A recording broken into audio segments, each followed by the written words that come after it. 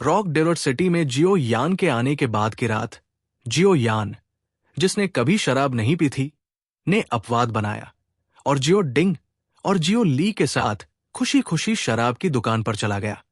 अगले दिन जब जियो यान अपनी नींद से उठा तो उसका दिमाग धुंधला हो गया था और उसकी खुली हुई आंखें धुंधली थी।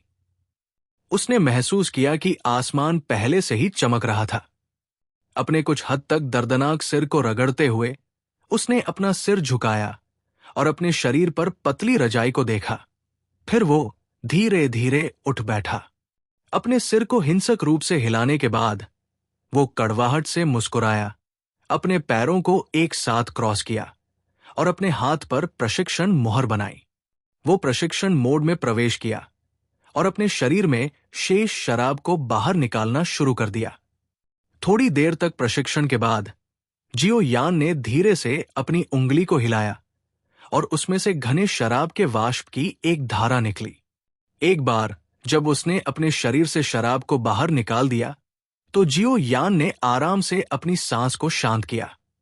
फिर उसने धीरे धीरे अपनी आंखें खोली और एक बार फिर से अपनी शांति को पुनः प्राप्त किया। गाजी, जियो यान की आंखें खोलने के कुछ समय बाद कमरे का दरवाजा अचानक धीरे से खोला गया। एक प्यारी और सुंदर आकृति चुपचाप अंदर आई।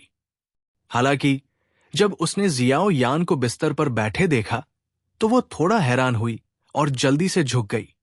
डरपोक आवाज में उसने पूछा, युवा मास्टर जियाओ यान, क्या तुम जाग गए हो? कमरे में प्रवेश करने वाली लड़की बहुत बूढ़ी नहीं लग रही थी। उसकी शक्ल से ऐसा लग रहा था कि वो जियाओ यान से थोड़ी छोटी थी। उसने हल्के हरे रंग की खूबसूरत पोशाक पहनी हुई थी। उसका शरीर भले ही छोटा हो, लेकिन ये अजीब तरह से काफी परिपक्व था, जो थोड़ा कच्चा लग रहा था। उसका अंडाकार चेहरा प्यारा और नाजुक था, बिल्कुल एक सुंदर चीनी मिट्टी की गुड़िया की तरह। उसका डरपोक व्यवहार चिंता की स्थिति में एक खरगोश की तरह था, जिससे लोग उस पर दया करने से खुद को रोक नहीं पाते थे। पहली बार इस हरे कपड़े पहने लड़की को देखकर जियाओ यान भी हैरान रह गया। फिर उसने जल्दी से उसे एक दोस्ताना इशारा दिया। युवा मास्टर जियाओ यान, मैं तुम्हें धोने में मदद करूं? बिस्तर के पास लकड़ी के रैक पर धीरे से पानी का बेसिन रखते हुए प्यारी लड़की ने धीमी आवाज में कहा और वो बेचैनी से बिस्तर के पास खड़ी हो गई। हे, ये जरूरी नहीं है, मैं खुद ही कर लूंगा। मुस्कुराते हुए सिर हिलाते हुए जियाओ यान बिस्तर से नीचे आया और लकड़ी के रैक के किनारे आ गया। उसने बेतरतीब ढंग से खुद को धोया। लड़की के बेचैन तरीके को देखने के लिए अपना सिर झुकाते हुए वो मुस्कुराए बिना नहीं रह सका। तुम्हारा नाम क्या है? टीएल। धोने का मतलब है अपना चेहरा दांत धोना। ये सुनकर लड़की थोड़ी उदास हो गई। उसने तुरंत झिझकते हुए कहा, मेरा नाम किंगलिन है। ओह। अपना सिर हिलाते हुए जियाओ यान ने एक फेस टॉवल लिया और अपना चेहरा पोंछा, जिसके बाद उसने तौलिया बेसिन में फेंक दिया। आसमान की ओर मुंह करके ताजी और ठंडी हवा में सांस ली। ये देखकर कि जियाओ यान ने अपना नहाना पूरा कर लिया है, किंगलिन ने पानी के बेसिन को कसकर पकड़ लिया और तेजी से बाहर की ओर चला गया। अपना सिर झुकाते हुए और लड़की के सुंदर और छोटे आकार को देखते हुए जियाओ यान की नजर अचानक उस कमर पर चली गई जिसे कोई गले लगाना चाहेगा। उसे नहीं पता था कि क्यों, लेकिन उसने महसूस किया कि जब लड़की की पतली कमर मुड़ती है तो एक असामान्य प्रलोभन होता है। ये ऐसा था जैसे एक खूबसूरत मादा सांप अपनी कमर को मोहक ढंग से हिला रही हो। अरे, मेरे मन में क्या बेतरतीब विचार आ रहे हैं। इस हास्यास्पद विचार ने जियाओ यान को खुद को डांटते हुए जोर से हंसाया। वो बिस्तर के पास वापस आया, विशाल भारी जुआन शासक के मूठ को पकड़ा और अपनी ताकत से उसे उठा लिया। एक नरम चीख के साथ उसने उसे अपने कंधों पर रख लिया। जियाओ यान ने अपने शरीर को हल्के से उछाला और मुस्कुराया। 1 साल के कठिन प्रशिक्षण के बाद वर्तमान में वो पहले से ही भारी जुआन शासक के भारीपन के लिए पूरी तरह से अभ्यस्त हो चुका था। हालांकि हर बार जब वो भारी जुआन शासक को हटाता तो उसकी गति और ताकत भयंकर रूप से बढ़ जाती।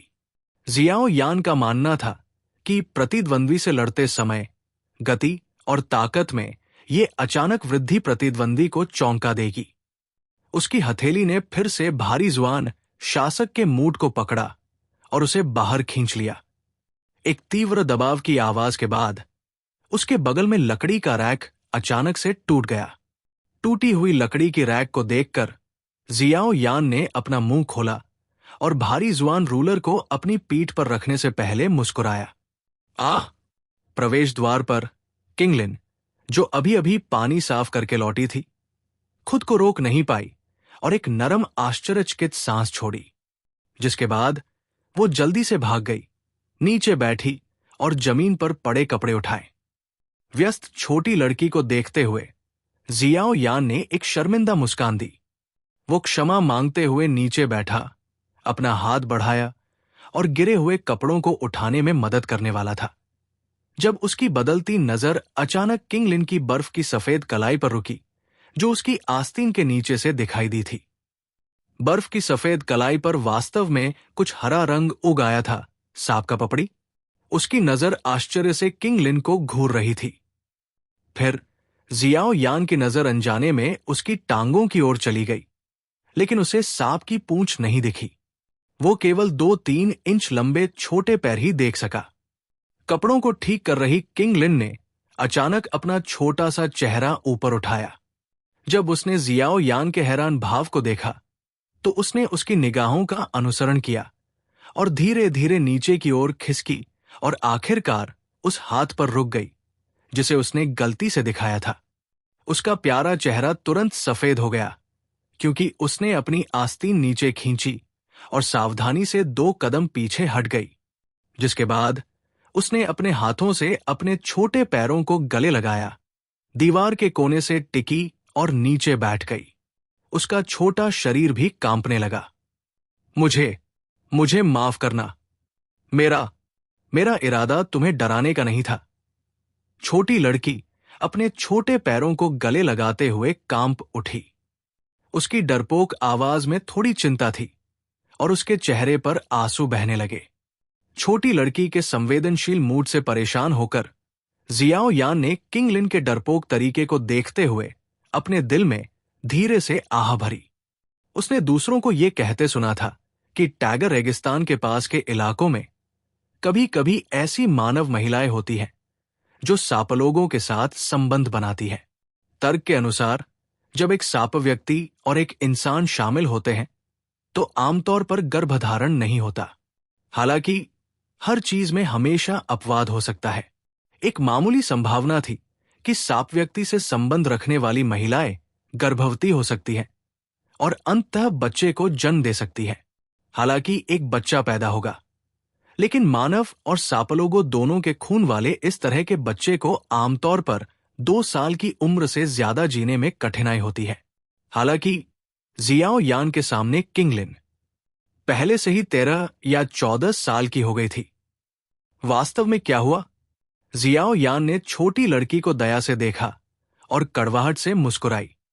भले ही वो बूढ़ी होने तक जीवित रह सके, लेकिन इसका क्या फायदा? किंगलिन जैसे लोगों को इंसान और सापलोग दोनों ही अभिशाप मानते थे। इतने सालों तक जीने के लिए और अधिक तिरस्कारपूर्ण नजरों और उपहास को प्राप्त करने के अलावा उसके जीवन में और कुछ नहीं लगता था।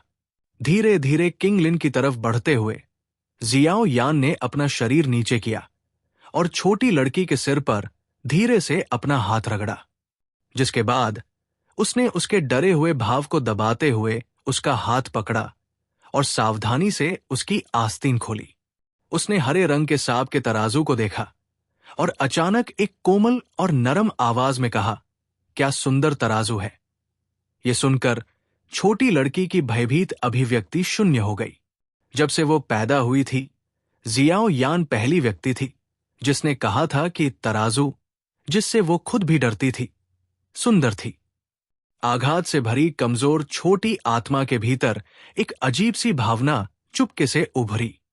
अपनी आंखें खोलते हुए जो धीरे धीरे एक असामान्य और मोहक भावना को छोड़ रही थी, उसने डरते हुए कहा, क्या यंग मास्टर डर नहीं रहे हैं? किंग लिन की नम आंखों की जोड़ी को घूरते हुए जियाओ यान को एहसास हुआ कि वे थोड़े हरे रंग की थी। इसके अलावा पुतलियों के गहरे क्षेत्रों में 3 बेहद छोटे गहरे हरे रंग के धब्बे दिखाई दिए जो छिपे हुए थे। उस कुछ हद तक राक्षसी गहरे हरे रंग की पुतलियों को ध्यान से देखते हुए जियाओ यान को अचानक कुछ विचलित महसूस हुआ। एक पल बाद उसका दिल अचानक कांप उठा और वो तेजी से होश में आ गया। उसके चेहरे पर एक चौंका देने वाला भाव उभर आया। ये किस तरह की राक्षसी आंखें थी? अपनी आध्यात्मिक शक्ति के बावजूद वो वास्तव में कुछ हद तक विचलित हो गया था। अपने सदमे के साथ जियाओ यान ने एक बार फिर छोटी लड़की की पुतलियों को देखा। हालांकि वो ये जानकर दंग रह गया कि 3 छोटे गहरे हरे धब्बे वास्तव में गायब हो गए थे। मुझे मत बताओ कि मैं कुछ देख रहा था, जियाओ यान ने स्तब्ध स्वर में बड़बड़ाया। उसने अपना सिर जोर से हिलाया और एक बार फिर एक पल के लिए छोटी लड़की को देखा। उसकी आंखों के हल्के हरे होने के अलावा कोई छोटा सा धब्बा मौजूद नहीं था। उफ, ये शायद कल रात मेरे द्वारा शराब पीने का नतीजा था। असहाय रूप से अपना सिर हिलाते हुए जियाओ यान ने किंग लिन की आस्तीन नीचे खींची, जिसके बाद उसने उसे अपने पैरों पर खड़ा होने में मदद की और इस डरपोक लड़की को देखकर मुस्कुराया जो उसके कंधे की ऊंचाई पर थी। मुस्कुराते हुए उसने माफी मांगी, मुझे माफ कर दो, मैंने तुम्हें डरा दिया। किंग लिन ने जल्दी से अपना सिर हिलाया। उसका छोटा हाथ इतना बेचैन था कि उसने अपने हाथ में कपड़ों को सिकोड़ लिया। उसके जन्म के बाद से जियाओ यान इन सभी वर्षों में उससे माफी मांगने वाली पहली लड़की भी थी। युवा मास्टर, इस समय के दौरान मैं आपकी निजी नौकरानी रहूंगी। अगर कुछ है तो आप किंग लिन को निर्देश दे सकते हैं। किंग लिन ने झुककर धीरे से कहा। जियाओ यान मुस्कुराया और सिर हिलाया। उसने छोटी लड़की के सिर को सहलाया और मुस्कुराते हुए पूछा, मेरे भाई कहाँ हैं? कंपनी के नेता जियाओ डिंग और जियाओ ली पहले ही कंपनी में चीजों का प्रबंधन करने के लिए चले गए थे। उन्होंने मुझसे कहा कि अगर युवा मास्टर उन्हें ढूंढना चाहते हैं तो मैं आपको फोरकोर्ट में मीटिंग रूम में ला सकता हूं। किंग लिन ने कोमल आवाज में कहा, ओह, चूंकि वे व्यस्त हैं तो इसे भूल जाओ। मुस्कुराते हुए अपना सिर हिलाते हुए जियाओ यान ने भारी जुआन शासक को उठाया और बाहर चला गया। उसने मुस्कुराते हुए कहा, चलो मुझे इस डेजर्ट मेटल मर्सिनरी कंपनी के बारे में बताते हैं। हाँ, धीरे से जवाब देने के बाद किंग लिन ने सावधानी से उसका पीछा किया। कमरे से बाहर निकलते ही बाहर की धूप नीचे की ओर पड़ रही थी, जिससे शरीर में बहुत गर्मी महसूस हो रही थी।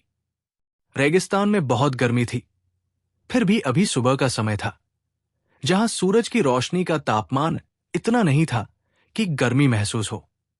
भाड़े के सैनिकों की कंपनी के अंदरूनी इलाकों में किंग लिन के साथ चलते हुए वे जिन भाड़े के सैनिकों से मिलते थे वे रुक जाते और जियाओ यान का दोस्ताना तरीके से अभिवादन करते। ऐसा लगता था कि वे सभी जियाओ यान की पहचान जानते थे। हालांकि जब उनकी नजर किंग लिन की तरफ गई तो उनकी मुस्कान धीरे धीरे ठंडी हो गई। उनकी कुछ आंखों में थोड़ी सी घृणा भी थी। उनकी ऐसी अभिव्यक्ति देखकर जियाओ यान केवल असहाय होकर आहे भर सकता था। ऐसा लग रहा था कि किंग लिन की पहचान कुछ ऐसी थी जिसके बारे में ये लोग भी जानते थे। जब जियाओ यान एक बेकार अपंग बन गया था तब भी उसके साथ ऐसा ही व्यवहार हुआ था। यही कारण था कि उसने किंग लिन जैसे असहाय और दयनीय लोगों पर दया व्यक्त की। हालांकि रेगिस्तान की सीमा पर भाड़े के सैनिकों की टोली का सापलोगों के साथ खून का झगड़ा था जिसे मिटाना मुश्किल था। हर बार जब इन भाड़े के सैनिकों को याद आता कि उनके सामने खड़ी छोटी लड़की के अंदर सापलोगों का गंदा खून बह रहा है तो वे अनजाने में ही घृणा का भाव प्रदर्शित करते। इस तरह की भावना कुछ ऐसी थी जिसे लगभग कोई भी दबा नहीं सकता था। ये घृणा थी जो मनुष्यों और सापलोगों के बीच लंबे संघर्ष और दुश्मनी से बनी थी। एक ही समय में मनुष्यों और सापलोगों दोनों का खून होने के कारण किंग लिन को दोनों तरफ से भेदभाव को एक घृणा के रूप में सहना पड़ा। इसके बारे में सोचकर वो सबसे मासूम लड़की थी। जब वो रास्ते में जियाओ यान के साथ चल रही थी तो किंग लिन का छोटा सुंदर शरीर हर बार थोड़ा कांप जाता था जब आसपास से घृणित निगाहें आती थी। प्यारा सा चेहरा जिसे कई लोगों को प्रशंसा से देखना चाहिए था, उदासी से भर गया था। एक कोने से गुजरते हुए जियाओ यान खुद को रोक नहीं पाई और आहें भरने लगी। वो धीरे धीरे रुका, अपना सिर किंग लिन की ओर झुकाया, जिसका चेहरा अचानक उसकी आह के कारण असहज हो गया था। कुछ देर सोचने के बाद उसने धीरे से कहा, किंग लिन, दूसरे लोगों की निगाहों के प्रति बहुत सचेत मत हो। तुम्हें बस इतना याद रखना है कि तुम उन दूसरे लोगों के लिए नहीं जीते हो, तुम अपने लिए जीते हो। ये शब्द कहने के बाद जियाओ यान ने किंग लिन के सिर को सहलाया और दूर तक चलना जारी रखा। जियाओ यान के शब्दों को सहन करते हुए किंग लिन वही खड़ी रही, असमंजस में। बहुत समय बाद उसके प्यारे और सुंदर चेहरे पर एक अजीब सी चमक दिखाई दी। उसका सुंदर चेहरा धीरे से सूंघा। उसके छोटे से चेहरे को ऊपर उठाते हुए उसकी गहरे हरे रंग की आंखों में 3 छोटे हरे रंग के धब्बे अचानक चुपचाप सामने आ गए। धन्यवाद, यंग मास्टर जियाओ यान। जब उसने धीरे से वाक्य कहा तो किंग लिन के छोटे से चेहरे पर अचानक एक मुस्कान दिखाई दी जो मोह से भरी हुई थी। इसके बाद वो खुशी से चलने लगी और अपने सामने खड़े युवक की पिछली आकृति के पास पहुंच गई। युवा मालिक, उठो। सुबह सुबह किंग लिन ने धीरे से चिल्लाया।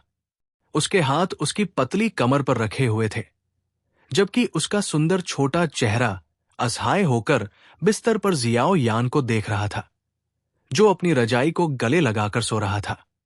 किंग लिन की चीख के नीचे जियाओ यान ने अर्धचेतन रूप से अपनी आंखें खोली।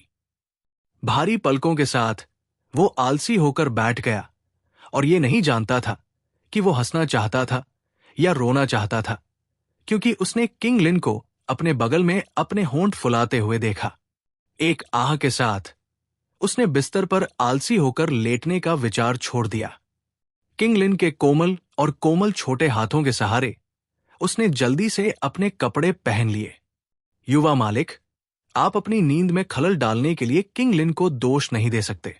आज डेचर मेटल मर्सनरी कंपनी की प्रतियोगिता का दिन है, जो हर 3 महीने में एक बार होती है और 3 महीनों में कंपनी का सबसे जीवंत समय भी है। कल रात तुमने मुझे याद दिलाया था कि मैं तुम्हें जगा दूं, वरना। इतना कहने के बाद किंग लिन के खूबसूरत छोटे चेहरे पर हल्की सी लाली उभर आई और उसने एक ऐसी आवाज में कहा जो सुनाई नहीं दे रही थी, नहीं तो तुमने कहा था कि किंग लिन के नितंबों में दर्द होगा। खांसी। सुबह सुबह जब कोई आदमी अभी अभी उठा था तो वो सबसे शक्तिशाली था। हालांकि उसके सामने किंग लिन केवल 13 या 14 साल की थी, लेकिन उसका शरीर शायद एक इंसान और एक सांप दोनों के खून के कारण सही जगहों पर उभरा हुआ और धंसा हुआ था। वो जहां होनी चाहिए वहां भरी हुई थी और सही जगहों पर संकरी थी। ये सभी उन लोगों के लिए घातक प्रलोभन थे जिनकी अजीबोगरीब पसंद थी। हालांकि जियाओ यान की उस तरह की रुचियां नहीं थी, फिर भी ऐसे समय में उसके दिल में एक उत्तेजना दिखाई देती थी। सौभाग्य से वो इस तरह की उत्तेजना को जल्दी से दबाने में कामयाब रहा, अन्यथा वो मौत के मुंह में चला जाता। किंग लिन के नाजुक छोटे हाथों ने जियाओ यान को तब तक मालिश किया जब तक कि वो बेहद संतुष्ट नहीं हो गया। जियाओ यान ने अपनी सुस्त कमर को फैलाया और मजाक करते हुए हंसा। इस तरह की जीवन शैली वास्तव में एक युवा स्वामी की है। भविष्य में जब मेरे पास ऐसा विचारशील व्यक्ति नहीं होगा तो क्या मुझे पहले की तरह जीवन नहीं जीना पड़ेगा? ये सुनकर किंग लिन के दिल में मिठास महसूस हुई। साथ रहने के इन कुछ दिनों के बाद उसके और जियाओ यान के रिश्ते में और भी जान आ गई थी। जियाओ यान ने जो सौम्य व्यवहार किया, उससे भी किंग लिन उनकी सेवा जारी रखने के लिए बेहद इच्छुक हो गई। अगर युवा स्वामी तैयार है तो किंगलिन एक महिला नौकर के रूप में आपके साथ रहना जारी रख सकती है। किंगलिन ने फुसफुसाते हुए कहा, जबकि उसका छोटा हाथ जियाओ यान की आस्तीन पर सिलवटों को समतल कर रहा था। हाँ, मैं भी चाहती हूं, लेकिन मैं यहां ज्यादा से ज्यादा 10 दिन बिताऊंगी। 10 दिनों के बाद मुझे अभी भी रेगिस्तान से गुजरना होगा और अपने प्रशिक्षण को जारी रखना होगा।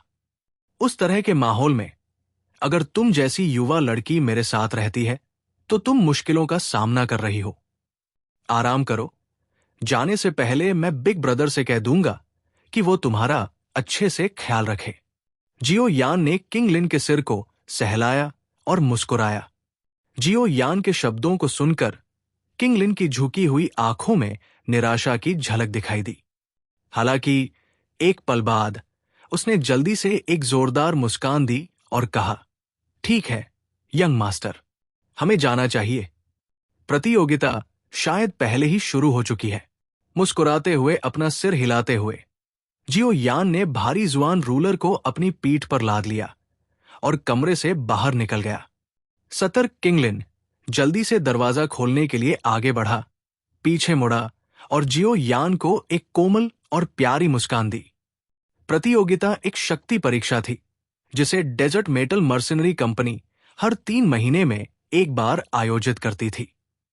इस तरह की प्रतियोगिता का उद्देश्य सेना के सदस्यों को प्रशिक्षण के लिए प्रयास करने के लिए प्रोत्साहित करना था।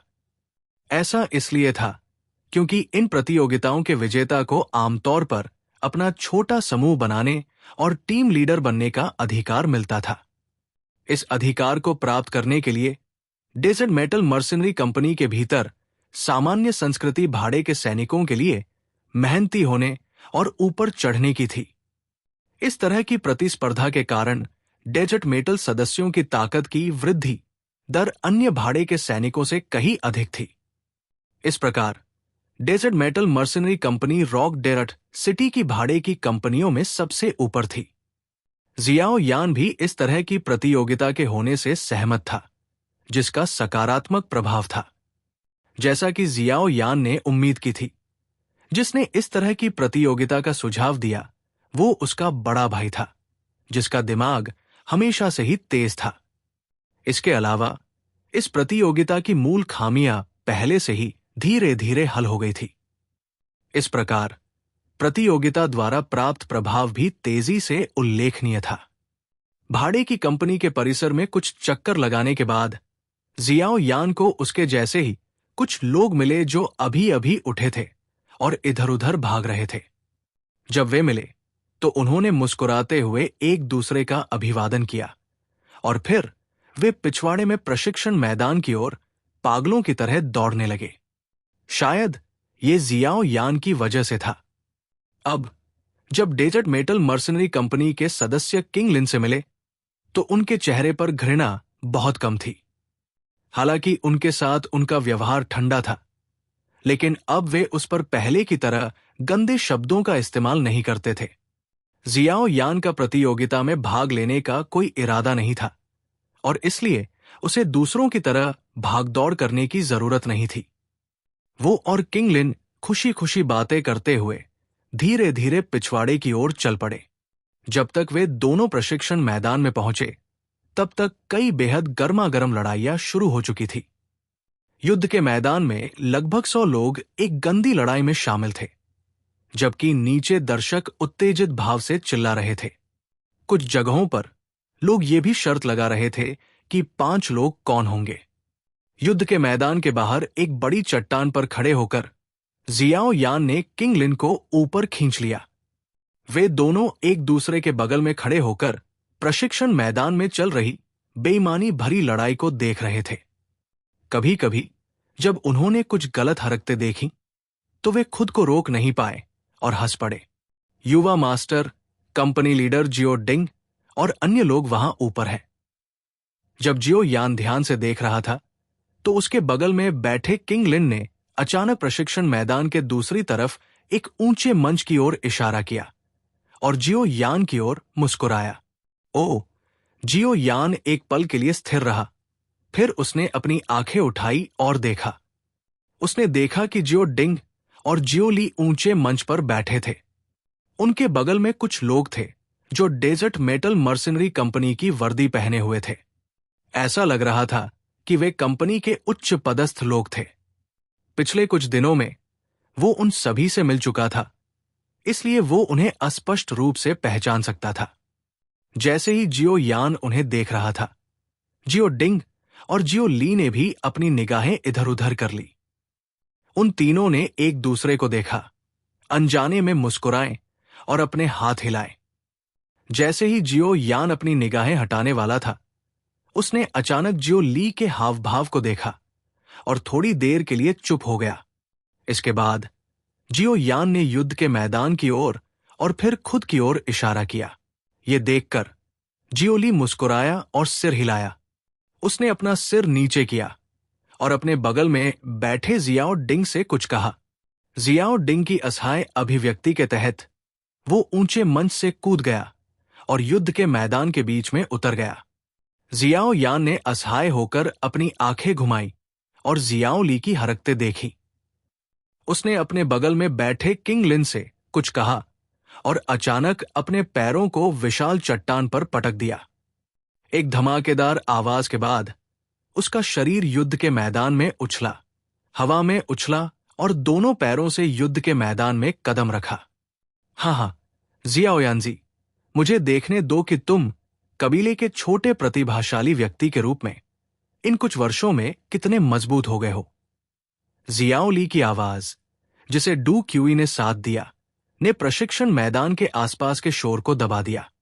दूसरा कंपनी लीडर। जियाओ ली की तेज आवाज सुनकर आसपास के लोग कुछ देर के लिए स्तब्ध रह गए। फिर उनकी निगाहें उत्साहित हो गई और वे जोर से जयकार करने लगे। तुरंत प्रशिक्षण मैदान के चारों ओर कट्टर चीखों की लहरें एक ध्वनि ज्वार में बदल गई, जो बादलों तक पहुंच गई। दूसरे भाई, तुम्हारा छोटा भाई स्वाभाविक रूप से मना करने की हिम्मत नहीं करता। आसपास के गर्म माहौल ने जियाओ यान के दिल में एक गर्म खून की भावना पैदा कर दी। उसके हाथ ने भारी जुआन शासक की मूठ पकड़ी और उसे अचानक खींच लिया। कियांग की आवाज के साथ उसने भारी शासक को एक झुकी हुई पकड़ के साथ पकड़ लिया और बेधड़क हंसा। हाँ, अच्छा। ये देखकर जियाओ ली जोर से हंसा। उसने अपना हाथ घुमाया और उसकी हथेली में एक टंगस्टन स्टील का लंबा भाला दिखाई दिया।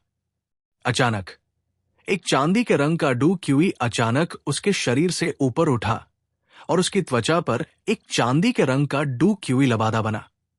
इन कुछ वर्षों में जब हम मिले नहीं हैं, दूसरे भाई की बिजली की तरह की डू क्यूई और भी ज्यादा चमकीली हो गई है।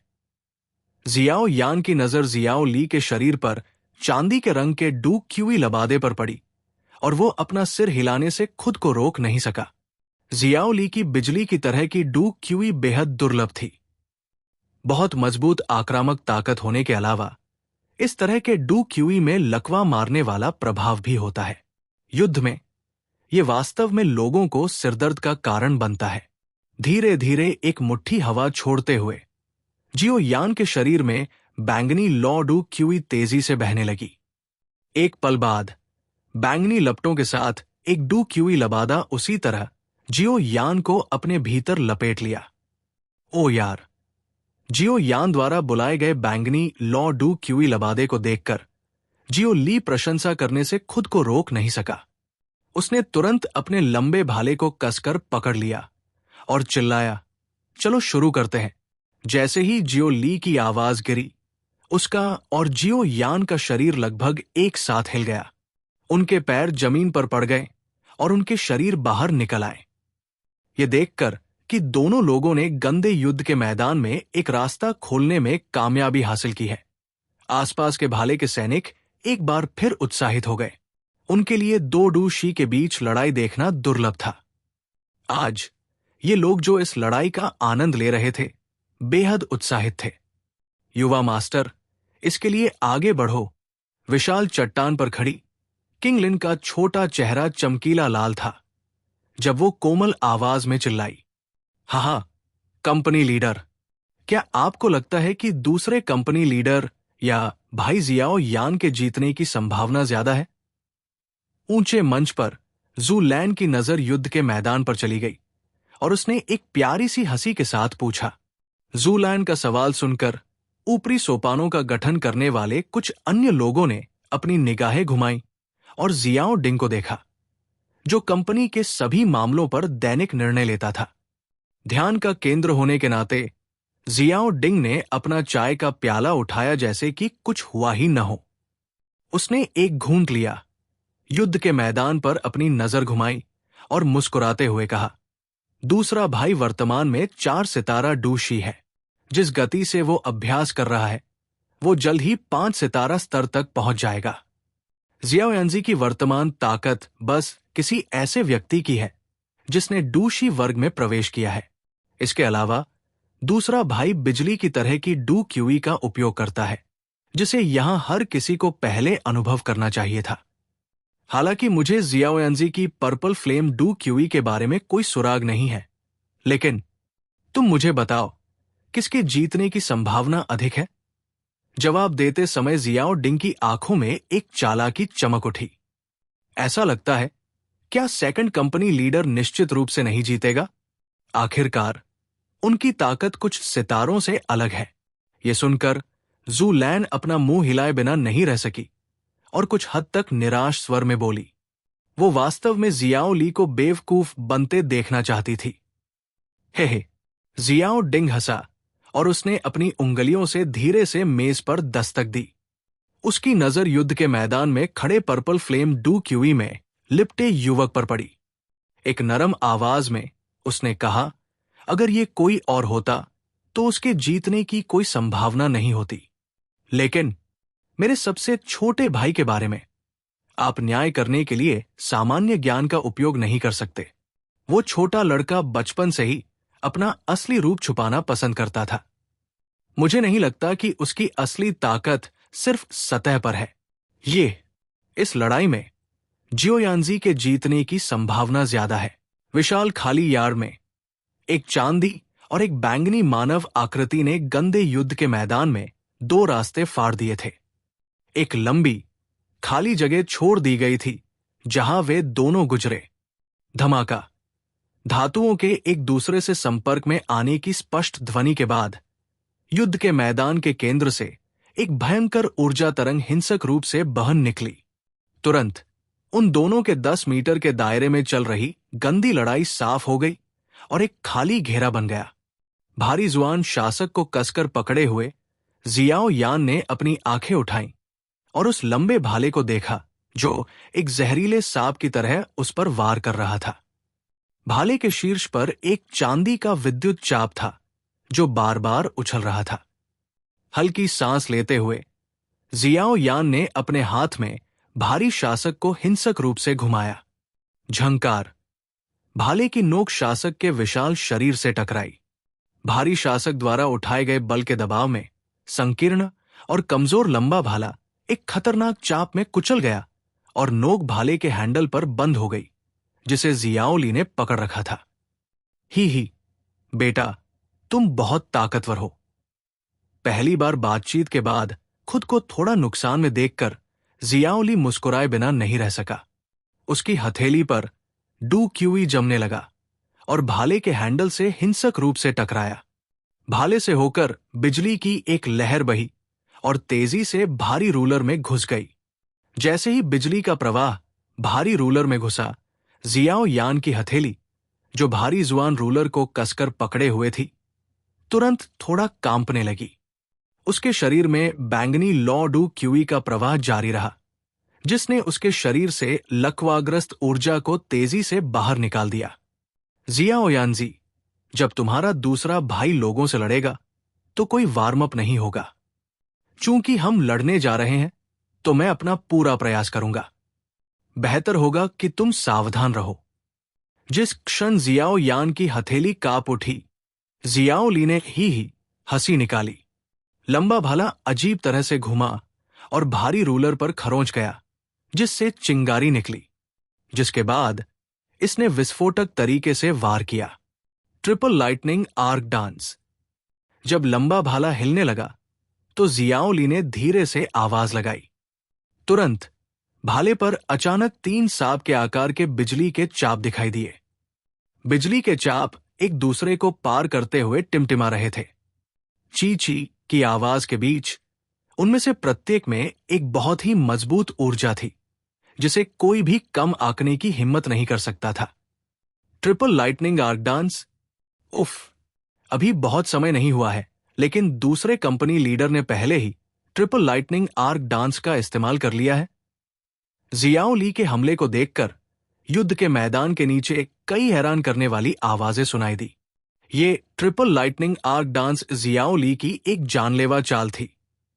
ये अप्रत्याशित था कि उसने वास्तव में थोड़े समय के लिए वार करने के बाद इसे प्रदर्शित किया था। क्या वो लड़ाई को जल्दी खत्म करने की कोशिश कर रहा था? के ऐसा लगता है कि भाई जियाओ यान को नुकसान होने वाला है। सेकंड कंपनी लीडर का ये ट्रिपल लाइटनिंग आर्क डांस एक लो जुआन क्लास डू तकनीक है। लाइटनिंग टाइप डू क्यूई के लकवाग्रस्त प्रभाव के साथ 4 सितारा डू शी भी आसानी से इसका सामना करने की हिम्मत नहीं कर सकता। टीएसके उन्होंने अभी अभी मुक्का मारना शुरू किया था, लेकिन सेकंड कंपनी लीडर ने पहले ही इसका इस्तेमाल कर लिया है। ऐसा लगता है कि भाई जियाओ यान काफी मजबूत है। ऊंचे मंच पर डेजर्ट मेटल मर्सिनरी कंपनी के ऊपरी सोपान के सदस्यों में से एक हंसने से खुद को रोक नहीं पाया। ये आदमी वास्तव में लोगों को धमकाना जानता है। ये ठीक है कि उसका स्तर जियाओ यान से थोड़ा अधिक है, लेकिन उसने वास्तव में जुआन क्लास डू तकनीक का इस्तेमाल किया है। जू लैन ने अपने होठों को आपस में रगड़ा और जियाओ यान को अन्याय से बचाते हुए कहा, हाँ, सेकंड ब्रदर का लाइटनिंग टाइप डू क्यूई उस प्रकार का है जो एक बार में ही भाग जाता है। अगर लड़ाई लंबी खिंचती है तो ये उसके नुकसान के लिए होगा। इस प्रकार चाहे वो किसी से भी लड़े, उसे विजेता का निर्धारण करने के लिए सबसे तेज तरीका चुनना होगा। अन्यथा एक बार जब उसकी ताकत कमजोर हो जाएगी तो वो खुद को बुरी स्थिति में पाएगा। जियो डिंग मुस्कुराया, अपना सिर हिलाया और सोचा। ये सुनकर सभी असहाय होकर मुस्कुराए। वे केवल अपने दिल में प्रार्थना कर सकते थे कि जियो यान इस हमले का सामना कर सके। युद्ध के मैदान में जियो यान भी थोड़ा चौंक गया जब जियो ली ने अपनी डू तकनीक का प्रदर्शन किया। हालांकि इस 1 साल के कठिन प्रशिक्षण ने उसकी मानसिक शक्ति को उस स्तर तक पहुंचा दिया था जिसकी तुलना उसका पिछला स्व नहीं कर सकता था। एक पल में वो शांत हो गया। एक बैंगनी लॉ डू क्यूई उसके शरीर में भंवर से बह निकली और शासक के शरीर को ढक दिया, जिससे जियो ली की बिजली जैसी डू क्यूई शासक का उपयोग करके उसके शरीर में प्रवेश करने और उसे लकवाग्रस्त करने से रोक दी गई। बैंगनी लॉ से पूरी तरह से लिपटे जाने के बाद काले भारी जुआन शासक जियाओ यान की पूरी ताकत से प्रेरित होकर एक दबाव वाली हवा लेकर उस लंबे भाले पर बुरी तरह टूट पड़ा जो तेजी से उसकी ओर बढ़ रहा था। सभी की उत्सुकता भरी निगाहों के सामने भारी शासक और लंबे भाले में हिंसक टकराव हुआ। एक पल बाद एक विस्फोट हुआ और चट्टान के फर्श पर छोटी छोटी दरारें दिखाई दी जहां उनके पैर खड़े थे। डिंग, भाले की नोक ने भारी रूलर पर तेजी से वार किया। बिजली के चाप की एक पट्टी खतरनाक और क्रूर तरीके से रूलर से टकराई। उस पर मौजूद मजबूत और हिंसक बल ने भारी रूलर को अचानक ऊपर उठा दिया। इसके अलावा बिजली के चाप के संपर्क ने भारी जुआन रूलर पर मौजूद बैंगनी लॉ डू क्यूई को भी आधा कर दिया। ही ये देखकर कि जियाओ यान को अपने हाथ में भारी जुआन रूलर लेकर एक कदम पीछे हटने के लिए मजबूर होना पड़ा, जियाओ ली हंसा। हालांकि उसने कुछ भी वापस नहीं रखा। जैसे ही जियाओ यान को पीछे धकेला जा रहा था, लंबे भाले ने भारी जुआन रूलर को हिंसक रूप से छेद दिया, जिसे पीछे धकेले जाने के कारण प्रतिक्रिया करने का समय नहीं मिला। डिंग, एक और स्पष्ट आवाज गूंजी।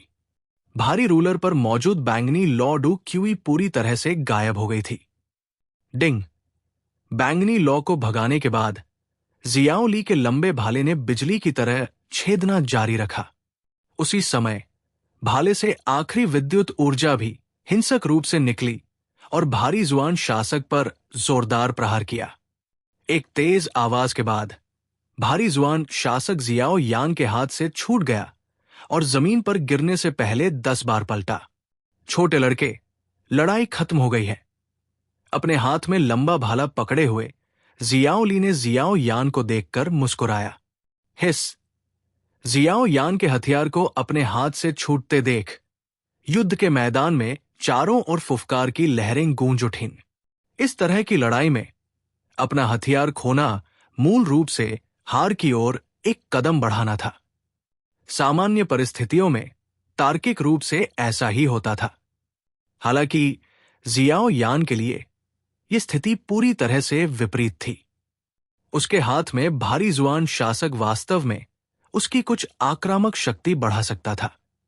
हालांकि यह जियाओ यान पर एक संयम की तरह था।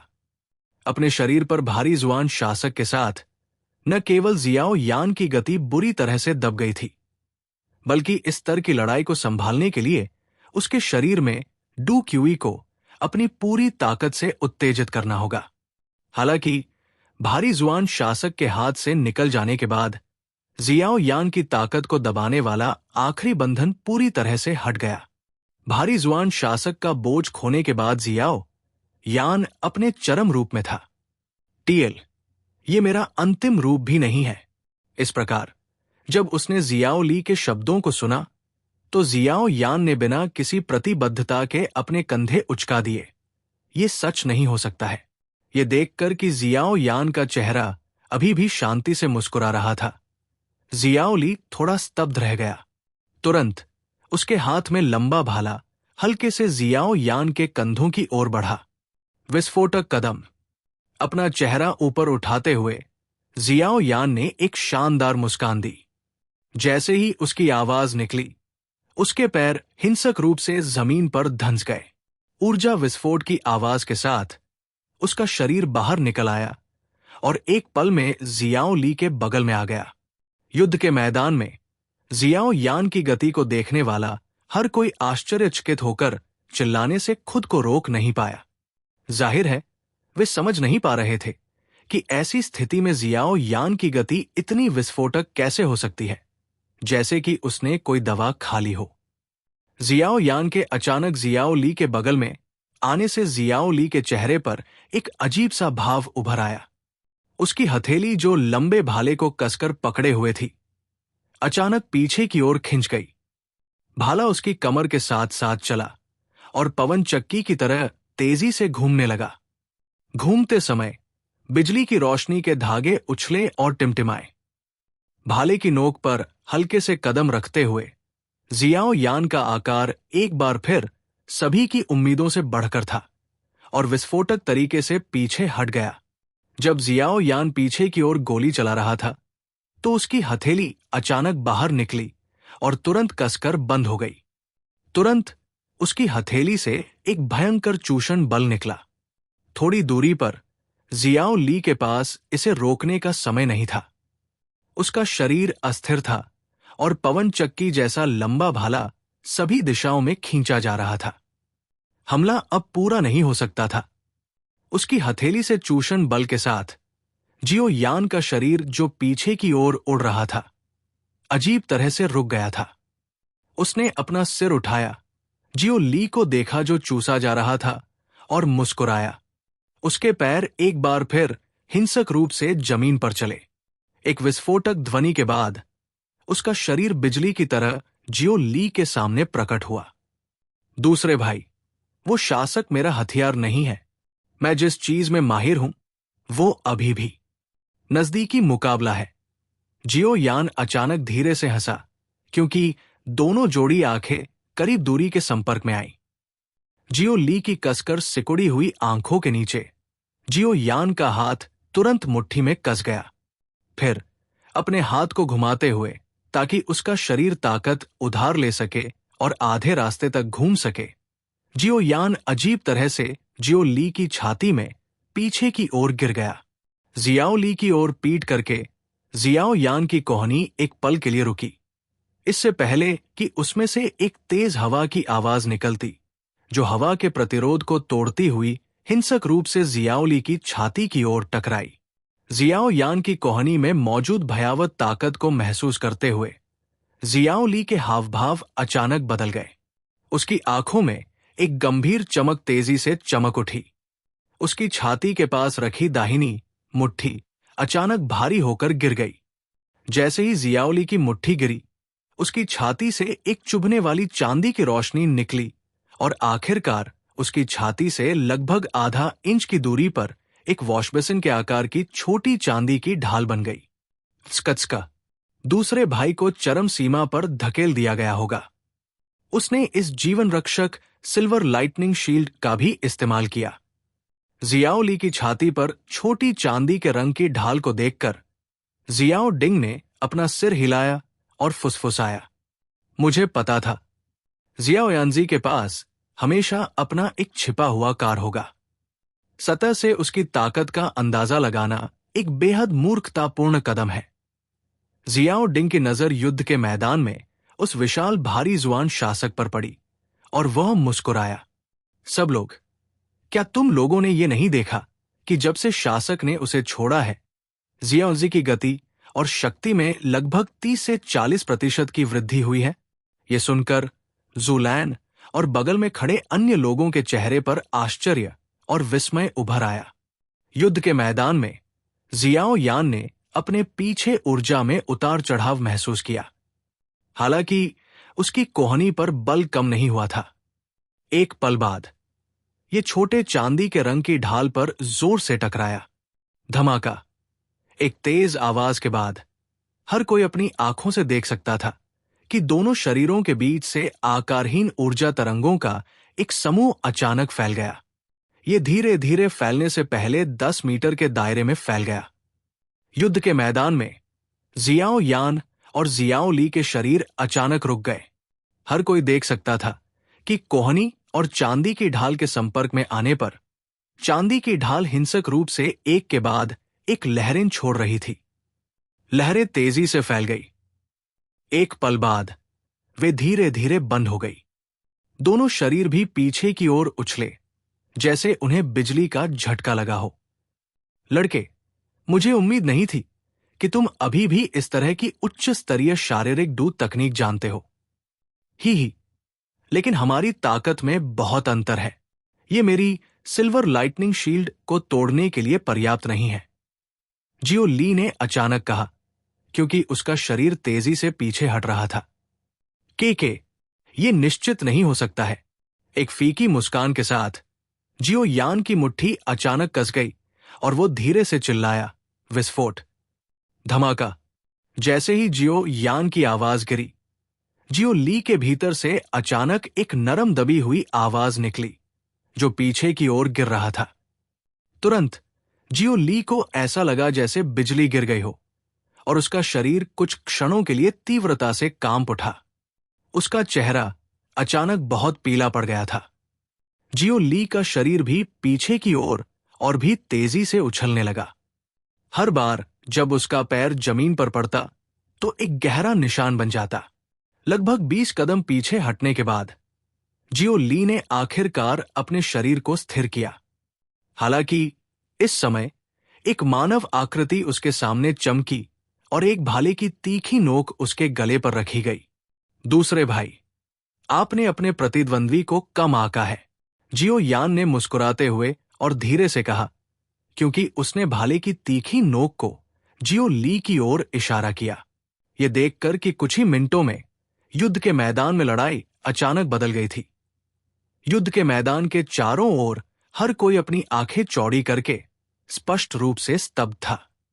यह कल्पना करना मुश्किल था कि जियो ली, एक ऐसा व्यक्ति जिसका कंपनी में लगभग कोई मुकाबला नहीं कर सकता था, वास्तव में जियो यान से रहस्यमय तरीके से पराजित हो जाएगा, जो उससे 7 या 8 साल छोटा था।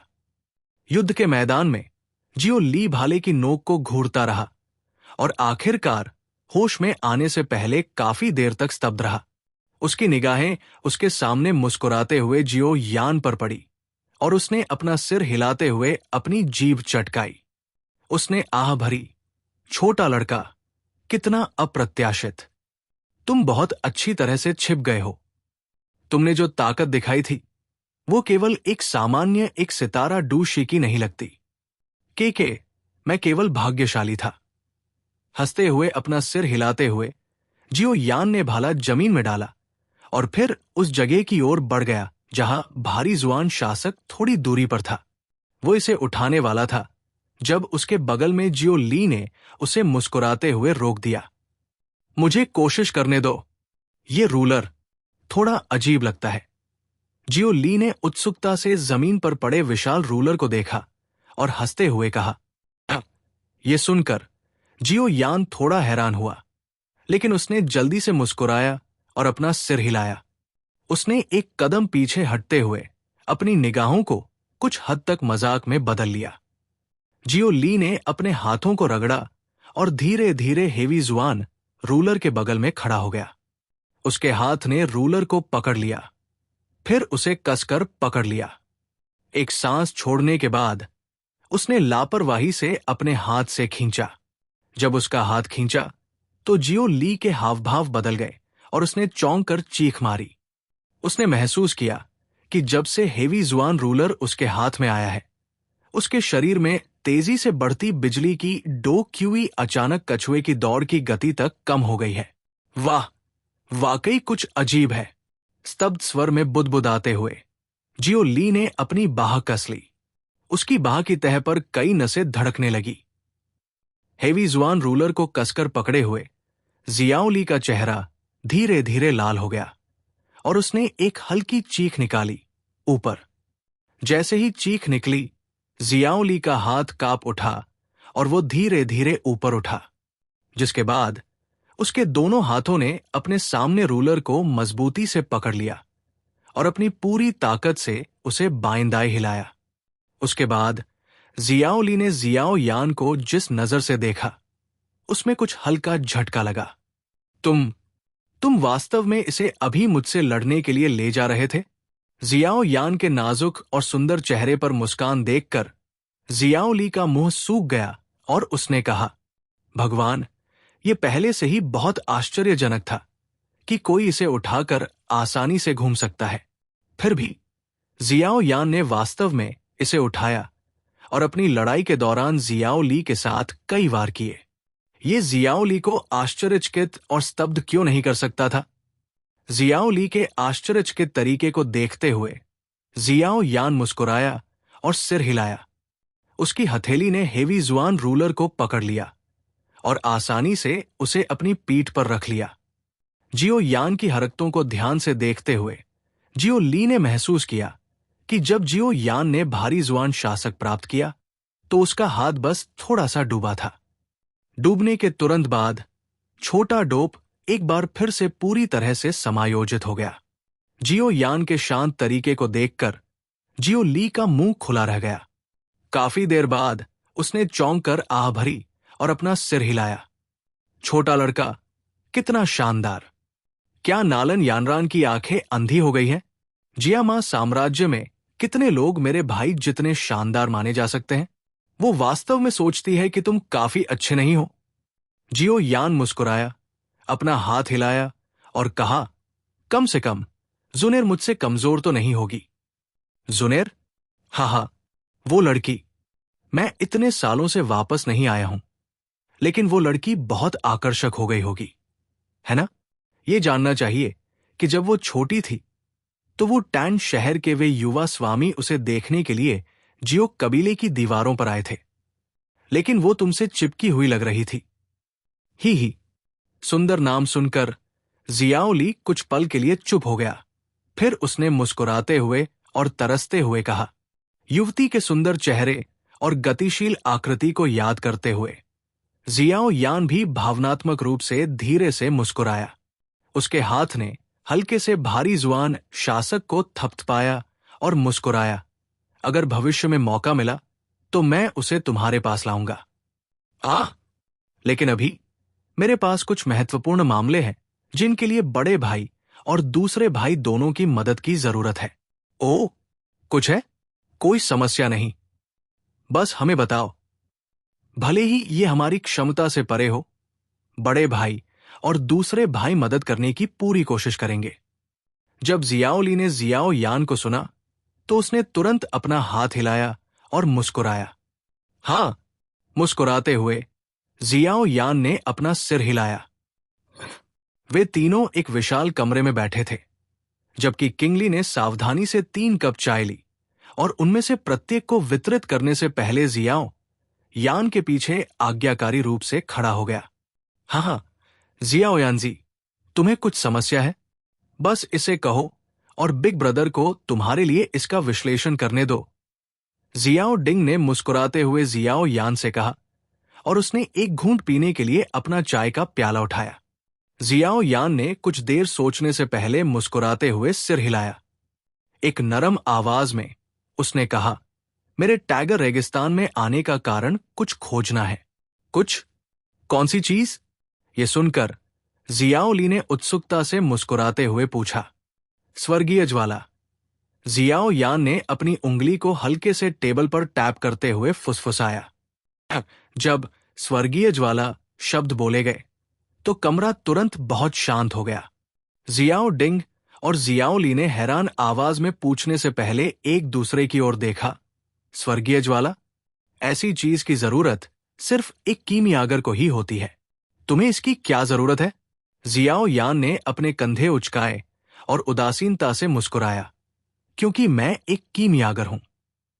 हाँ, ये सुनकर जियाओ डिंग और जियाओ ली के चेहरे सख्त हो गए। एक पल बाद एक अनियंत्रित खुशी सामने आई। तुम एक कीमियागर हो? हाँ, मैं भाग्यशाली था कि मेरे पास कीमियागर बनने की प्रतिभा थी, और जब मैं वो टैन सिटी में था तो मेरी मुलाकात एक शिक्षक से भी हुई। इसलिए जियाओ यान ने मुस्कुराते हुए कहा। स्कत्स्का, अविश्वसनीय। मुझे कभी उम्मीद नहीं थी कि हमारा जियाओ कबीला भी एक कीमियागर पैदा करेगा। हाँ, ये देखकर कि जियाओ यान ने अपना सिर हिलाया और स्वीकार किया, जियाओ डिंग और जियाओ ली तुरंत जोर से हंस पड़े। उनकी हंसी में ईर्ष्या और संतुष्टि दोनों थी। स्वर्गीय ज्वाला की दुर्लभता इतनी महान है कि ये थोड़ा डरावना है। हालांकि हम लंबे समय से रॉक डेजर्ट सिटी में उलझे हुए हैं, लेकिन हमने वास्तव में किसी को भी इस बारे में कुछ भी कहते नहीं सुना है कि स्वर्गीय ज्वाला के निशान कहाँ है। खुश होने के बाद जियाओ डिंग ने भौहें सिकोड़ी और असहाय होकर कहा। मुस्कुराते हुए अपना सिर हिलाते हुए जियाओ यान ने स्टोरेज रिंग पर अपनी उंगली थपथ पाई। एक पुराने बकरी की खाल के स्क्रॉल का एक टुकड़ा निकाला और उसे टेबल पर रख दिया। उसकी उंगली ने उस पर एक ज्वाला के प्रतीक की ओर इशारा किया और धीरे से कहा, यह एक नक्शा है जिसे मैं प्राप्त करने में कामयाब रहा। ज्वाला के प्रतीक द्वारा चिन्हित इस क्षेत्र में स्वर्गीय ज्वाला के निशान मिलने की अधिक संभावना होनी चाहिए। हालांकि मैं रॉक ड्योर सिटी के आसपास के इलाके से अपरिचित हूं, इसलिए मैं फ्लेम सिंबल द्वारा चिन्हित सटीक स्थान नहीं ढूंढ पा रहा हूं। बड़े भाई, आप दोनों यहां काफी समय से हैं। क्या आपको रॉक डेथ सिटी के आसपास कोई अजीब जगह पता है? यह सुनकर जियाओ डिंग ने नक्शा खींचा। उसने आश्चर्य से कहा, कितना विस्तृत नक्शा है। मैंने पहली बार ऐसा नक्शा देखा है। हाँ, ये इतना विस्तृत है कि ये थोड़ा ज्यादा है। जियाओ ली ने अपना सिर हिलाया। उसने भौहें सिकोड़ी और नक्शे का विस्तार से अध्ययन किया और फिर धीरे से कहा, लॉ के प्रतीक द्वारा चिन्हित स्थान रॉक डेजर्ट सिटी के पूर्व में लगता है। हाँ, अधिक सटीक रूप से कहें तो यह रॉक डेजर्ट सिटी के थोड़ा दक्षिण पूर्व में होना चाहिए। जियाओ डिंग ने अपना सिर हिलाया। उसने अपने विचार व्यक्त किए, लेकिन रॉक ड्योट सिटी के पूर्वी हिस्से में कोई अजीब जगह नहीं है। वास्तव में कुछ भी नहीं है। मैं एक बार अपने एक मिशन के दौरान कुछ दिनों के लिए लोगों को उस जगह की खोज करने के लिए लाया था, लेकिन मुझे कोई अजीब जगह नहीं मिली। जियो ली ने भी अपना सिर हिलाया और असहाय होकर कहा। उन दोनों को अपना सिर हिलाते हुए देखकर जियो यान के चेहरे पर निराशा उभर आई। ऐसा लग रहा था कि वहां स्वर्गीय ज्वाला का कोई निशान नहीं था। हालांकि जैसे ही जियो यान निराशा से भर गया, कमरे के भीतर अचानक एक कोमल आवाज सुनाई दी। वह young master, Rock Desert City के पूर्वी हिस्से में। कुछ अजीब लगता है। ये सुनकर जियो यान चुप हो गया। वो जल्दी से मुड़ा और किंग लिन को घूरने लगा, जो उसकी तीखी निगाहों के नीचे अपने छोटे हाथों को घुमा रही थी। उसने जल्दी से कहा, क्या तुम्हें कुछ पता है? एक तरफ जियो डिंग और जियो ली ने भी अपनी स्तब्ध निगाहें किंग लिन की ओर घुमाई। स्पष्ट रूप से उन्हें जानकारी नहीं थी। कमरे में तीनों निगाहों का ध्यान केंद्रित होने के कारण किंग लिन के छोटे चेहरे पर डर बढ़ गया।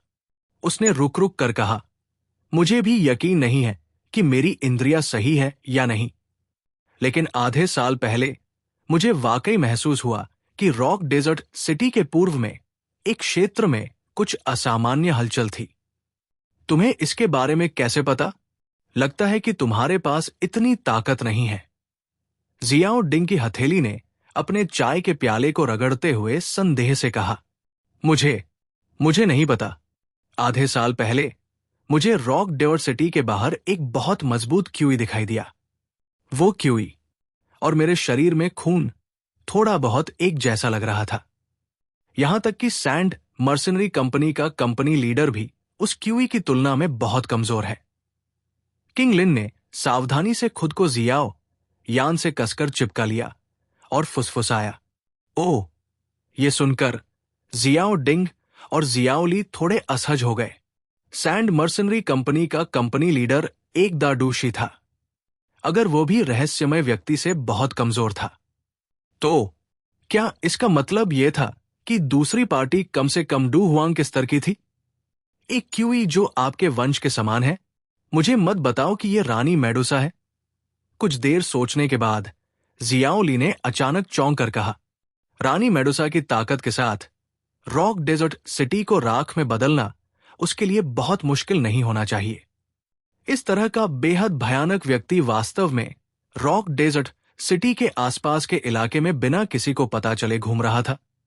जब क्वीन मेडुसा नाम उसके कानों में पड़ा तो जियो डिंग के हाव भाव भी थोड़े बदल गए। टाइगर रेगिस्तान के आसपास ये नाम जियामा साम्राज्य के भीतर पिल्किंग गुहे जितना ही प्रसिद्ध था। मुझे नहीं पता। किंग लिन ने अपना सिर हिलाया। उसने फुसफुसाते हुए कहा, मैं इसे केवल अस्पष्ट रूप से महसूस कर सकती थी। आधे साल पहले वो अचानक रॉक डेजर्ट सिटी के पूर्व में कहीं पहुंच गई थी। वहां वो एक रात के लिए रुकी हुई लग रही थी। रात के दौरान पूर्व की ओर की क्यूई बेहद चिड़चिड़ी थी। मुझे यह भी पता है कि जब वो चली गई तो वो घायल लग रही थी। किंग लिन को कहानी सुनाते हुए सुनकर जियो यान ने हल्की सी आह भरी। उसने धीरे से कहा, क्या आप उस सटीक स्थान के बारे में निश्चित हो सकते हैं जहां वह रुकी थी? मुझे होना चाहिए। हालांकि आधा साल बीत चुका है, लेकिन वो जो क्यूई पीछे छोड़ गई थी वो काफी घनी है। मैं अपने अंदर की रक्तरेखा पर भरोसा कर सकती हूं। मुझे वो स्थान ढूंढने में सक्षम होना चाहिए। जब उसने अपनी वंशावली का जिक्र किया तो किंग लिन का चेहरा थोड़ा उदास हो गया। हालांकि उसने जोरदार मुस्कान बनाए रखी और कहा, अगर यंग मास्टर जाना चाहते हैं तो किंग लिन आपको वहां लाने की पूरी कोशिश करेगी। हां, बहुत बहुत शुक्रिया किंग लिन। चलो कल जाकर देखते हैं। मुझे उम्मीद है कि नतीजे मुझे निराश नहीं करेंगे। जियाओ यान मुस्कुराया और सिर हिलाकर धीरे से कहा। विशाल रेगिस्तान में पीली रेत भड़क उठी। किंग लिन, क्या तुम्हें यकीन है कि ये यही है? जियाओ यान का चेहरा आश्चर्य से भर गया, क्योंकि उसने अपने सामने सपाट रेगिस्तान को देखा। यहां का इलाका बेहद साधारण था, जिसमें कुछ भी खास नहीं था जो किसी का ध्यान आकर्षित कर सके, और रेगिस्तान के भीतर ऐसी अनगिनत जगह थी। जियाओ यान के लिए यह कल्पना करना मुश्किल था कि इतनी साधारण जगह में स्वर्गीय ज्वाला के निशान थे। जियाओ यान के पीछे जियाओ डिंग और जियाओ ली थे। उसी समय डेजर्ट मेटल मर्सनरी कंपनी के 10 कुलीन सदस्य थे। हालांकि इस समय वे सभी अपने सामने किंग लिन पर संदिग्ध निगाहें डाल रहे थे, जो आगे चल रहा था। इन लोगों के लिए जो रॉक डेजर्ट सिटी में कुछ सालों या एक दशक से भी ज्यादा समय से रह रहे थे, ये जगह बेहद साधारण थी। इसके अलावा इनमें से कुछ लोग अपने काम को पूरा करने के लिए यहां कई बार आए भी थे। उन्हें यहां कभी भी अन्य स्थानों की तुलना में कुछ भी असामान्य नहीं लगा था। सभी का ध्यान केंद्रित होने के बावजूद किंगलिन, जो थोड़ी डरपोक थी, ने हिम्मत जुटाई जियाओ यान को घूरते हुए कहा, युवा मास्टर, मेरी इंद्रियों के आधार पर आधे साल पहले हुई असामान्य घटना की शुरुआत यहीं से हुई थी। यह सुनकर जियाओ यान ने अपनी भौहें आपस में दबा ली।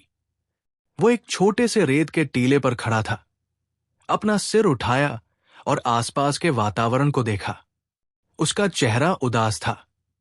कोई विशेष इमारत या अजीब गुफा नहीं लगती, लेकिन अगर किंगलिन सही है, चूंकि सतह पर या आसमान में कुछ भी नहीं है, तो ये यहां हो सकता है। जियाओ डिंग ने अचानक नीचे बैठने से पहले आसपास की चीजों पर नजर डाली। उसने हाथ से कुछ रेत पकड़ी और धीरे से उसे नीचे गिराते हुए कहा, बड़े भाई, तुम्हारा मतलब है ये भूमिगत है? ये सुनकर जियाओ यान क्षण भर के लिए चुप हो गया और उसने स्तब्ध स्वर में कहा, हां, हालांकि ऐसे कई ताकतवर लोग हैं जो रेगिस्तान में हवा में होने वाले घुमाव का इस्तेमाल करके लोगों की आंखों को धोखा देने वाली मृग तृष्णाएं पैदा कर सकते हैं, लेकिन रॉक डेजर्ट सिटी के आसपास की हवा में होने वाली विकृति की डिग्री ऐसे चमत्कार पैदा करने के लिए अपर्याप्त है। इस प्रकार इस संभावना को खत्म करने के बाद, चूंकि कोई मृग तृष्णा छिपी नहीं है और चूंकि हमारी आंखें इसे नहीं देख सकती हैं, तो सबसे अधिक संभावना यह होगी कि यह भूमिगत है। जियो डिंग ने मुस्कुराते हुए विश्लेषण किया। अपना सिर हिलाते हुए जियो यान ने धीरे से जमीन पर कदम रखा। वो तुरंत कड़वाहट से मुस्कुराया, भले ही रहस्य भूमिगत हो, हमारे लिए बेतरतीब ढंग से खुदाई करना असंभव है। हां, हम स्वाभाविक रूप से नहीं कर सकते। अगर हम रेगिस्तान में बेतरतीब ढंग से छेद खोदते हैं, तो हम खुद को जिंदा दफना सकते हैं। हालांकि रानी मेडुसा नीचे जाने में सक्षम थी, इसलिए मुझे लगता है कि कोई छिपा हुआ मार्ग होना चाहिए। एक और मुस्कान के साथ अपना सिर हिलाते हुए जियो डिंग ने कहा, हमारी कंपनी में भूभाग सर्वेक्षण के कुछ विशेषज्ञ हैं। जब तक हम उन्हें इलाके का सर्वेक्षण करने के लिए कहते हैं, भूमिगत जाने के लिए मार्ग खोजना मुश्किल नहीं होना चाहिए। यह सुनकर जियाओ यान ने आह भरी। उसने मुस्कुराते हुए कहा, चूंकि ये ऐसा है तो मुझे उन्हें परेशान करना होगा। मार्ग खोजना एक छोटी सी बात है। हालांकि ये जगह रॉक डेजर्ट सिटी से बहुत दूर नहीं है। अगर हम यहां सर्वेक्षण करके इतना बड़ा हंगामा मचाते हैं, तो मुझे डर है कि रॉक डेजर्ट सिटी में अन्य ताकतें इसके बारे में जान जाएंगी। टाइगर रेगिस्तान में रात बहुत छोटी होती है। अगर हम केवल रात में काम करते हैं, तो न केवल ये बहुत समय बर्बाद करता है, बल्कि हम अंधेरे के कारण कुछ महत्वपूर्ण स्थानों को भी मिस कर सकते हैं। रॉक डेजर्ट सिटी में हमारी डेजर्ट मेटल मर्सनरी कंपनी की ताकत के साथ अन्य छोटी ताकतें हमें अपमानित करने की हिम्मत नहीं करेंगी, लेकिन सैंड मर्सनरी कंपनी शायद बाहर आकर कुछ कर सकती है। जियाओ डिंग ने अपना सिर हिलाया, भौहें सिकोड़ी और असहाय होकर कहा, सैंड मर्सनरी कंपनी? जियाओ यान ने भौहें सिकोड़ी। रॉक डेजर्ट सिटी में शहर की सैन्य शक्ति के अलावा सैंड मर्सनरी कंपनी सबसे शक्तिशाली ताकत है। हालांकि समग्र शक्ति के मामले में हमारी डेजर्ट मेटल मर्सनरी कंपनी उनसे नहीं हारेगी। उनके कंपनी लीडर लूबू एक दाडूशी है। आपको दाडूशी और एक डूशी के बीच के अंतर के बारे में स्पष्ट रूप से पता होना चाहिए। इस प्रकार यदि कोई महत्वपूर्ण बात नहीं है, तो हम आम तौर पर सैंड मर्सनरी कंपनी को नाराज नहीं करेंगे। हालांकि अगर हम यहां खोज करके बहुत बड़ा हंगामा करते हैं, तो ये उनकी जिज्ञासा को जगाएगा। ऐसी स्थिति में वे स्वाभाविक रूप से एक पर्यवेक्षक की भूमिका नहीं निभाएंगे। जियो ली, जो एक तरफ था, ने असहाय होकर कहा। यह सुनकर जियो यान ने अपने होठों को सिकोड़ लिया। उसने चुपचाप कुछ देर सोचा, फिर अपना सिर उठाकर जियो डिंग और जियो ली को देखा। एक मुस्कान के साथ उसने कहा, यह ठीक है बड़े भाई, दूसरे भाई, आप दोनों को केवल खोज की चिंता करने की जरूरत है। हालांकि कृपया स्वर्गीय ज्वाला की खबर न फैलाएं। सैंड मर्सनरी कंपनी के लिए, यदि वे हस्तक्षेप करने का इरादा रखते हैं तो मैं इसे संभालूंगा। हैं, यहां सभी लोग डेजर्ट मेटल मर्सनरी कंपनी की रीढ़ है। वे भाई हैं जिन्होंने इस ताकत को बनाने के लिए धीरे धीरे संघर्ष करते हुए हमारा साथ दिया है। इसे गुप्त रखने का मुद्दा बिल्कुल भी मुद्दा नहीं है। जियाओली ने अपनी छाती थपथपाई। हालांकि उसने तुरंत चिंतित स्वर में कहा, आप सैंड मर्सनरी कंपनी के लुओ बू को संभाल सकते हैं। आपकी ताकत। दूसरे भाई, शांत हो जाओ। जब से मैंने ये कहा है, मुझे स्वाभाविक रूप से अपना आत्मविश्वास है। आपको बस लोगों को मार्ग खोजने के लिए भेजने की जरूरत है। जियाओ यान रहस्यमय ढंग से मुस्कुराया। रहस्यमय जियाओ यान को देखते हुए जियाओ डिंग और जियाओ ली ने असहाय रूप से अपना सिर हिलाया। हालांकि उन्होंने कुछ हद तक उस पर विश्वास किया।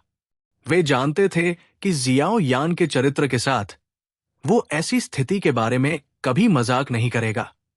इस छोटे लड़के को समझना वाकई मुश्किल हो रहा है। अपने दिल में बुदबुदाने के बाद जियाओ डिंग और जियाओ ली ने नजरें बदली और एक दूसरे की आंखों में वही भावना देखी।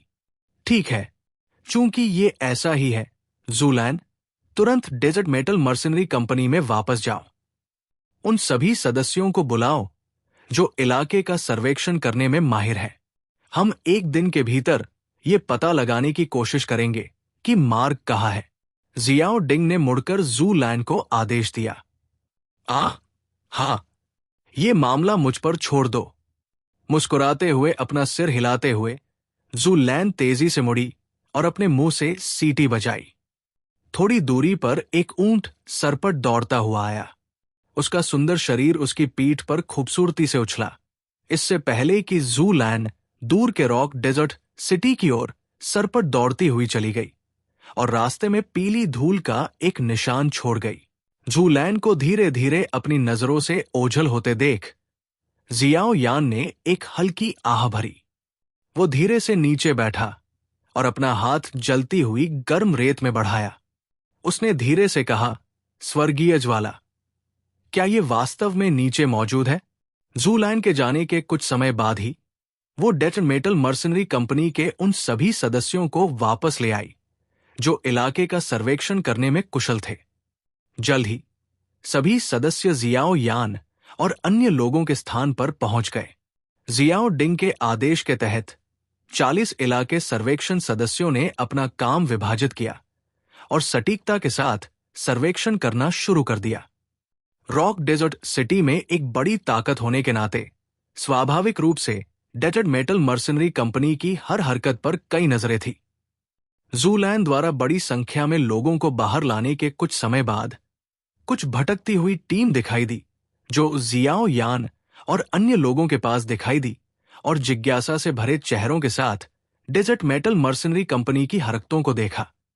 रॉक डेजर्ट सिटी के बाहर का क्षेत्र, जिसमें स्वर्गीय ज्वाला छिपी होने की संभावना थी, वो पहले से ही जियाओ डिंग द्वारा इकट्ठा किए गए लोगों द्वारा कसकर बंद कर दिया गया था। इस प्रकार वे भाड़े के सैनिक और अन्य लोग जो निरीक्षण करने आए थे, सभी को निर्दयतापूर्वक बाहर रोक दिया गया।